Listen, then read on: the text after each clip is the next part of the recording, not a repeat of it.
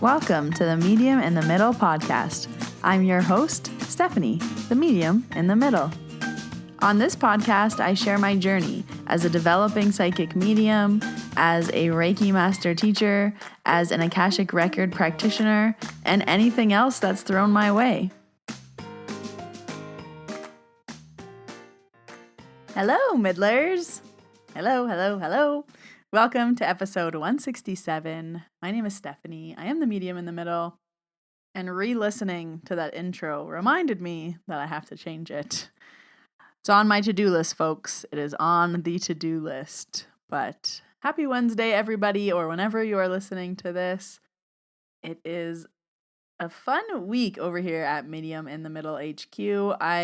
Last week on Thursday, I wrapped up the January group of mentees in the middle. I took on 10 people, amazing people, to work with them one-on-one for 3 months. They just all wrapped up. And then this week, we waste no time, I started the spring group of mentees. I have 11 beautiful people I'm so excited to work with. So that's what's going on over in my land. And the Banff Wellness Retreats are coming up. There's one this weekend and one's next weekend. So if you are in Banff at the Banff Wellness Retreat, I can't wait to meet you in real life. I am presenting 3 times at each weekend. It's going to be a very, very fun weekend. Then I have my tattoo in Edmonton. A medium named Bree is coming. There is so much fun stuff going on. April is going to be crazy. But spring is in the air. Even though right now Banff is a winter wonderland, spring is in the air. We just got a dumping of snow. And it would be funny, but this is to be expected for Banff. I'm feeling very chatty today, just little life updates. What's going on? How are you guys doing? I pulled the card this week because I didn't pull a card last week and I really was feeling it. So I pulled from the Kyle Gray Angel Guidebook. You guys know I only pull from those 3 decks. I really like them. And once my energy gets on an oracle deck, I just feel so in tune with them. I have this one client that comes to see me. And every time she comes to see me, she always gets a Reiki and a card pull. And one time she was late and I kind of said, okay, do you want me to cut out the card pull so I can still give you all the Reiki? And she was like, no, we have to do your card pulls. They're always so accurate and so good. She's like, I'll have less Reiki to still have time for the card pull. And it made me think, and I was like, oh, interesting that she thinks that. And then I started to pay attention because, you're kind of in the zone when you're doing cards. But the decks that I'm familiar with, my readings are, they're good. 10 out of 10. If it's a new deck, I'm wobbly, I'm like a little Bambi trying to walk. So that's why I use the same 3 decks over and over again and why I don't like to buy new decks. Because once my energy is on the deck and once I understand the cards and once I've been using them for a while, I can flow so much easier. Like with anything, obviously. So if you are someone who is learning a new deck, or if you're learning tarot, or if you're learning oracle, I recommend practicing with the same deck over and over and over and over and over again. So you get really comfortable with it and your energy gets on it, because that's what makes it. So I pulled this card on live on Instagram with you. As a reminder, I only have one Instagram account. I will never DM you for a reading, but there are a lot of scammers out there. So beware and be discerning. I've never DM'd you for a reading. It was a scammer. I only have one account at Medium in the Middle. You can follow me over there. But the card this week is Courage and Bravery. Courage and Bravery. You have the heart of a warrior. You want to do what's right, but it isn't always easy. The cards always go with what I'm going to talk about. I don't like to read them before either. I pulled this on live and I said I can't read it until I'm on the pod so that you get my honest reaction. Okay, starting again. You have the heart of a warrior. You want to do what is right, but it isn't always easy. Angels are surrounding you in a light of courage at this time and guiding you to do what you know deep down in your heart is right. Being brave isn't about being emotionless. The angels are reminding you that it's okay to feel, and your vulnerability will allow you to tap into an even greater inner strength. Angels are always willing to help you feel safe, guided, and guarded. So call in as much help as you need. This is a time to take ownership of your energy and any situations that could be making you feel less than good. And through your courage, you will begin to attract experiences of being respected. So I just like I pulled this card for this episode. This will all make sense as we dive in further to this episode. My only announcement this week is Reiki trainings. My next level 1 with space is June 10th and 11th. If you have been waiting to learn Reiki, and just a reminder, you need no experience for this, just a desire to learn. Not everyone will be called to Reiki. Not everyone wants to learn Reiki. Some of you are listening to this like, Steph, stop talking about this. We don't care. Other people are like, maybe. So if you're one of those maybes, and June feels like it's right for you, there are still some space in the June 10th and 11th training. And if you are one of my Reiki level 1 students who wants to move forward, there is 2 spots left in the May level 2 course. If that date works for you, I'll leave all the links down below in the show notes to register for those trainings. But just as a reminder, I do a level 1 and a level 2 every month. They're very popular, they sell out quickly, and it is my biggest and greatest passion. So I am more than happy to teach Reiki every other weekend of my life. So whenever you want to join, we will be here. By we, I mean me and Archie. Archie is my little dog. I guess if you don't follow me on Instagram, you wouldn't know that, but he is hilarious. And he facilitates me with the trainings with me. He participates in the attunements. He likes to sit underneath the chair and help everybody out. So let's jump into this week's podcast episode.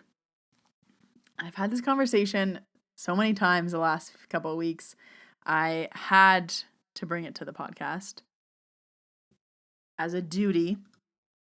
And if you've been listening to my podcast for a while, or if you've binged it, I see all you bingers out there listening from episode 1, you might know that one of my favorite words besides Reiki and money and business is boundaries. The big B word. I've done podcast episodes about boundaries. I've created courses. I talk at the Banff Wellness Retreat about boundaries.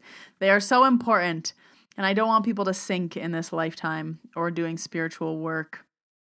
So this episode is similar to boundaries, but going a little bit in a different direction, because this conversation all started about how we train people how to treat us. So when we have to untrain them, that part is hard. This conversation came up, of course, with some of my mentor clients around how we change people's behavior that we've either accepted in the past, or we feel all of a sudden like, okay, now I'm taken advantage of. Now I feel like it's too much. And this perfect line just slipped out of my mouth. And then I said, wow, that's a podcast episode. But I said, we train people how to treat us, so we have to untrain them. And that part is hard. So what do I mean by this? I'll start with the example that I was talking about with my mentee. She was saying that work has been stressful and she's been staying late because people have been asking her to do things and stay late, and she kind of has always said yes. So now she has a hard time saying no, and she doesn't know how to change that habit. And we were talking about how when you have to start saying, no, I can't stay late, it gets more difficult. So I said, what is the common thing about why you're feeling stressed with work? She said, because I'm staying late. I said, okay, and what happens? She's like, they asked me to stay, later for whatever XYZ. And she's like, and I always say yes. So something that I like to think about is, if I know that someone's going to ask me to stay late, you have your excuse ready in your back pocket. So I know boundaries and just saying no is hard for people. But what you could say is, oh, I wish I could tonight, but I have an appointment I have to go to right after work. If you have that rattling off the tip of your tongue, then there's no pause when they say, oh, can you stay late tonight? You're like, oh, I wish I could, but I have a dentist appointment at 5:30 I got to get to. It's just right there. Hey, can you stay late tonight? Oh, I wish I could, but my boyfriend's picking me up. We actually have dinner with his family tonight. And when you have something ready to go, now I'm not promoting lying, but I am promoting saying things that will support you with your boundary until you can get to that full no. Hey, no, I can't stay late tonight. Actually, I've stayed late 6 times this month. I can no longer stay late anymore unless there's going to be overtime pay. I mean, that's what our ideal goal is, but let's be realistic. We're not going from, I can stay late 3 times a week to where's my money? So the first thing I would say, if someone is constantly treating you a certain way, and you know the behavior and you know the pattern, have something ready to break the pattern. So I was then having another conversation with another mentee who was talking about one of her stressors, and one of her stressors was that her clients text her to schedule their appointments and to be fit in. So they know that if she doesn't have any availability, you text her, she'll fit you in. And she's like, I did this because I was opening my business and I needed more money. She's like, but like when the business is open, I can't have people texting me. She's like, and then when I don't answer, they start to text multiple times. She's like, but I'm busy working and then I'm stressed out and I'm on my phone all night. And, this was an issue for her. And I said, well, listen, we trained them to text you to get in. And what has happened? They texted you, hey, can you fit me in this week? Yeah, I can fit you in on Thursday, 6 o'clock. Thursday at 6 o'clock doesn't work for me. What about Wednesday at 2? Okay, Wednesday at 2. Yeah, that works. Okay, see you then. When you're doing that with 20 people a week, that's a lot. A lot of time, a lot of energy. So what I would say in that situation is, I'm like, you have to reset the playing field. So she's opening a new business. I'm like, this is what you do. You mass text or email everybody. And you say, hey, loyal clients, love you so much. Moving forward, when my new space opens, here is the link to book. I'm not accepting new clients, so all of my availability is here. Please, moving forward, don't text me for anything. All my availability is in this link. Here you go. You reset the expectation, you tell them how you want them to book, and you send them that. But there's a second part here. I said, the thing is, people are still going to text you and say, hey, can you squeeze me in? I'm sorry I forgot to book, but I really need in this week. I was like, that's when you have to say, hey, here's the link to book. Unfortunately, all my availability is on there. I don't have anything else to squeeze in. I'm so sorry. And you might even want to add, heads up, I booked 6 weeks in advance. Maybe book your next 3 appointments. If you keep squeezing them in, you're supporting the behavior. You are untraining people how to treat you. And I will say it's your fault because we trained them how to treat us in the first place. Most of these experiences, we've allowed the behavior to happen. We've done something to support it. Now you have to break that behavior, and it is going to be hard and it is going to be uncomfortable. But I promise you, when you send that link and remind people that's the only availability you have, and then the next time they need a last minute appointment, they text you again, and again you send them the link. And the next time they text you, you say, I'm so sorry, John. This is all I have on this link. I wish I could help you out. Hopefully, John stops texting to get squeezed in because you've reset that boundary. But I found that over the last few weeks, the conversations I've been having is that people are having energy leaks where it's really harming their energy. It's taking a lot of their energy. They're feeling bad. They're feeling overwhelmed. They're sinking because of how they have set up these behaviors, these boundaries. And then it's only your job to switch them. No one else is going to say, hey, 100 clients, this is how I now need you to book. No one else is going to say, hey, boss, I know I've been staying late for free the last 2 years. I'm not doing it anymore. You have to do it. So I really do suggest having like something that you're going to say as a backup of why you need to go. This question I get asked a lot in regards to like clients who come for, let's say, a Reiki session, and then they want to stay and chat for 20 minutes. And, maybe they don't put on their coat. Maybe they move from the table and they sit down on the chair. I know a lot of practitioners are like, how do I get people out? Like they stay for an hour. And I'm like, you always have something going on. Oh, you start to strip the bed. Hey, I'm so sorry. My next client's going to be here in 10 minutes. Hey, I'm sorry. I need to run to the restroom, but it was great to see you. I'll see you next time. You have to set the boundary that it's not okay for someone to sit down on the chair after their appointment and talk to you for 20 minutes, 30 minutes, 40 minutes. If you let them do that, they will do that. If you want them to do that, let them do that. But if you have somewhere to go, always have something in your back pocket. So I always say, I always have a client coming in 10 minutes. I'm like, I don't care if it's the last client of my day. If I need to get them out, I'm like, hey, I'm so sorry. I have a client coming in 10 minutes. Hey, I need to run to the restroom. I'm so sorry. I gotta run. Here's your jacket. I have a dinner that I need to a dinner reservation I'm getting to. That's a lot easier than saying, hey, get out of my treatment room. It's 20 minutes past your time. So just be very mindful that I think these little white lies are helpful to retrain those boundaries. And if you know that there's a patterned behavior, you can usually think of them in advance. So if I know my boss is going to ask me to work late, if I know my boss is going to ask me to go do something that's super out of the way, but I'm like, you know what? When they ask today, I'm just going to say I'm meeting my mom for lunch. Perfect. When they ask, you say you're meeting mom for lunch. Crisis averted. It's not your problem to figure out how it's getting done, what they're going to do, who's going to stay late. You can't stay late. And now that I'm saying this is reminding me, and the Banff Wellness Retreat is coming up, I was doing my boundaries talk, and it was actually, I think it was a Saturday night class. So the retreat is 3 days, and Friday, everyone's like so excited, eyes wide open, overwhelmed. Saturday, they're like ready to learn. Here we go. Saturday night is a sweet spot because everyone's a little bit more comfortable. So I was teaching on boundaries, and the group was chatty, and they were participating, and they were asking good questions, and we were having conversation. And I opened it up to the group, and I'm sure I have a podcast episode on this. I just can't think of which one it was. Anyways, this woman said, I opened up to the crowd and I said, does anyone have a boundary they're having a hard time with? Like, throw it at me. We'll troubleshoot this right now. This woman raised her hand. She said, I do. And she started talking about her friend who had to go to the hospital, who might have had cancer, but she didn't want her husband to find out that she might have cancer because she didn't want to stress him out, but she needed a ride, but this lady couldn't give her a ride. And then we went through all of that.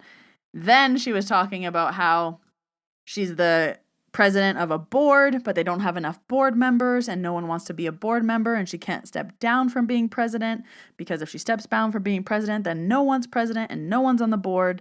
And I sat back and I let the crowd take this one, and the crowd were kind of like, we say that no one's going to step up to the plate. They're like, but when you step down, someone will have to step up. They're like, you not having someone to take over being president isn't a reason for you to be stuck being the president for so many years.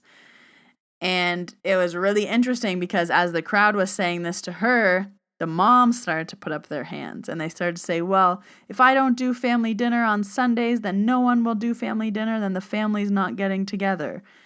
And then the conversation moved to, well, are you doing family dinners for you? Are you doing family dinners for the family? Do people want the family dinners? Like, who's putting these expectations on you for the family dinners? Like, you don't have to put these pressures on yourself. But it was so cool to see like the crowd troubleshooting together, and like other people being like, no, you step down as president. Someone else will step up to the plate, or it's not your problem. And what I was saying was, is this your corporation? Well, no, it's a non-for-profit. Is this your non-for-profit? Well, no, I'm just a volunteer. Okay, do you have personal responsibility into this? Like, do you owe them anything? Is this part of your business? Will you lose a ton of money? Well, no, I'm just a volunteer. Okay, great. So that doesn't seem like your responsibility. And I kept bringing it back to, if you are holding a suitcase, and your suitcase is why you're sinking to the bottom of the ocean, and you say, Steph, I'm sinking. Please help me. And I say, Susie, let go of the suitcase. And you're like, oh, no, I need to be president of this company, but please help me. No, I need to be president of the non-for-profit because no one else will do it, but please help me, I'm sinking. And I say, let go of the suitcase. No, I can't let go of this suitcase because I have to be the president for this non-profit. Then I will watch you sink instead of helping you hold the suitcase and us both sinking. There is no help in that. So what I say to you is, if you are holding the suitcase that is making you sink, put it down. Release it. Don't sink with it. But what happens is we sink to the bottom of the ocean holding the suitcase that's sinking us because we refuse to let it go. Well, I'll stay late 3 times this week because my boss asked me. Just say no. Well, no, I can't. Sinking. Someone asked me to do something and I just can't do it. Just say you can't. Well, no, I can't because then who's going to do it? Sinking. Okay, I had to go look up the podcast episode. So if you want to hear that full podcast episode where I specifically talked about dealing with guilt around boundaries, it's episode 147. 147. It's called Dealing with Guilt Around Boundaries. And that conversation with those people in the group brought up this really good point of the guilt of it. How do I deal with feeling bad about it? And I have a whole conversation about that. So if you need a little bit more, go back to Dealing with Guilt Around Boundaries. My other two favorite boundary episodes that I'm always shouting out are episode 50 and 70 are good ones. That's for clearing energy and for how to set spiritual boundaries if you're feeling overwhelmed, if you're not sure what's yours, if you're not sure what's not yours. But this is episode 167. I have lots of episodes on boundaries. If you need even more help, I have a workshop on boundaries. It's $33. How to set personal and spiritual boundaries. You guys know the B word is my favorite. But this was, again, another way to look at things, another way to have the conversation that I found was really interesting.